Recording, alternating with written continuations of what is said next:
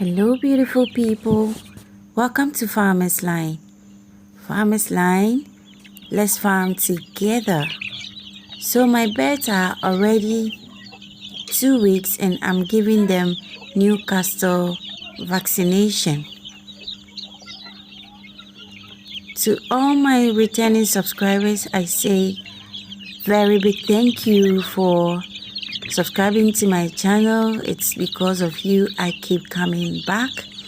And if you're new to this channel, please consider subscribing, give me a thumbs up and share my video to all your farmer friends. Farmer's Line, let's farm together. So what is Newcastle? Since we're giving Newcastle vaccination, let's learn a little about Newcastle disease. So Newcastle disease is a highly contagious and often severe disease found worldwide that affects birds, including domestic poultry. It is caused by a virus. The disease appears in 3 forms: the mild, the moderate, and the highly virulent, called the exotic Newcastle. These strands of Newcastle, the commonest one is the mild form. Usually presents itself as a mild flu with diarrhea and all that, but the very severe one can really cause an outbreak, and you don't want that.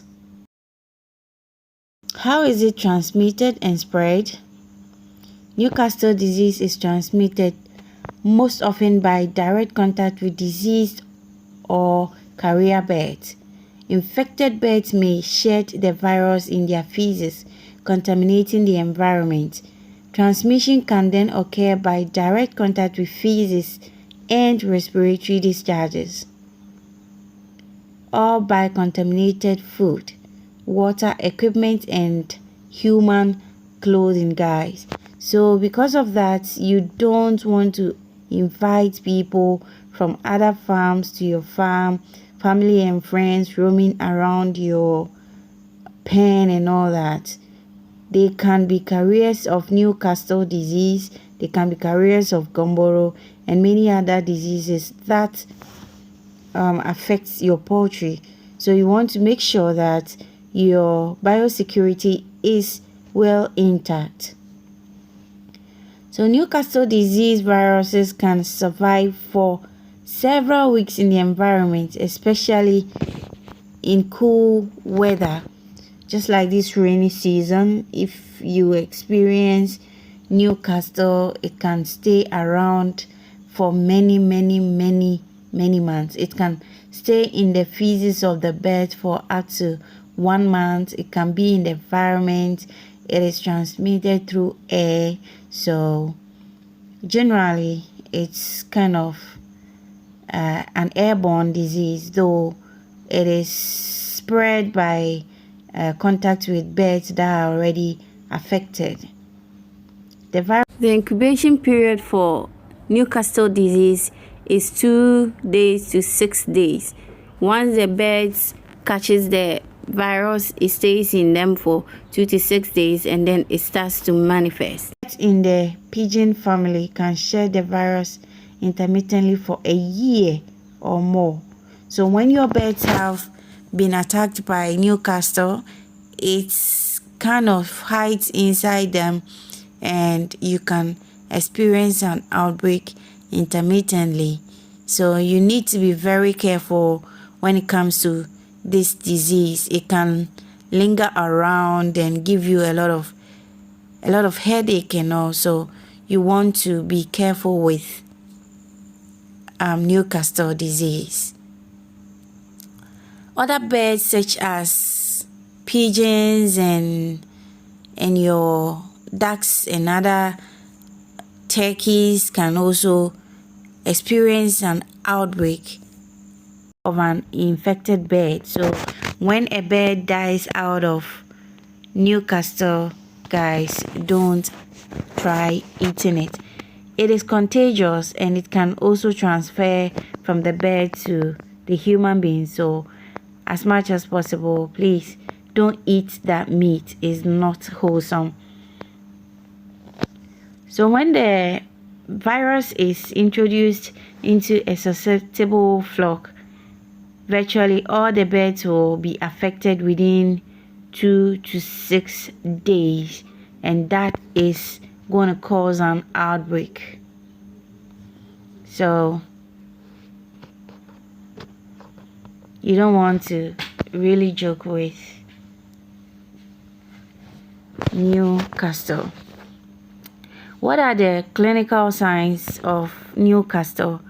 The clinical signs vary widely and are dependent on factors such as the strain of the virus, the species of the bird affected, the age of the host, young or the most susceptible, concurrent infection with other organisms like the gumboro, like your coccidiosis. When these viruses meet with such diseases in your bird, then you are in for trouble. So environmental stress and immune status.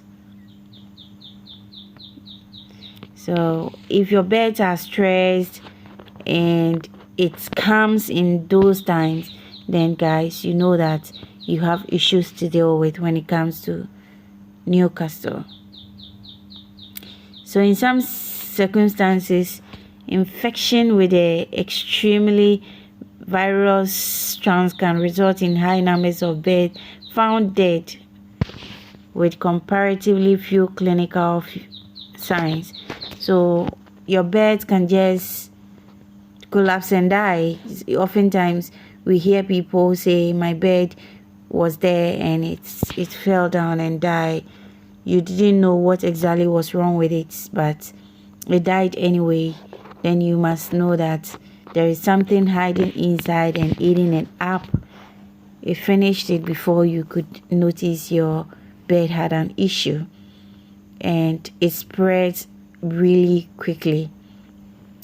Some virus strands attack the nervous system, others the respiratory or digestive system. When you see something like that in your bird, usually 1 or 2 of them will begin to show such a sign. So you want to really act fast and get rid of such a bird. When you see such a bird, guys, just take that bird, dig the ground, kill it and bury it as quickly as possible. Otherwise, you will have an issue to deal with when it comes to Newcastle. So signs include respiratory signs, like the birds are gasping for air, coughing, sneezing, and those kind of unwell sign. That's your birds show you, especially when they are not well. Nervous sign. You know, the birds will be trembling. Some of them will be paralyzed. Their legs are apart. They can't really walk. Their necks get twisted, usually to the back, and then they will be trembling. Then they will be moving in circles. There will be spasm and paralysis. Guys, these are all clinical signs of Newcastle disease in your birds. They have issues with their digestion. You have diarrhea,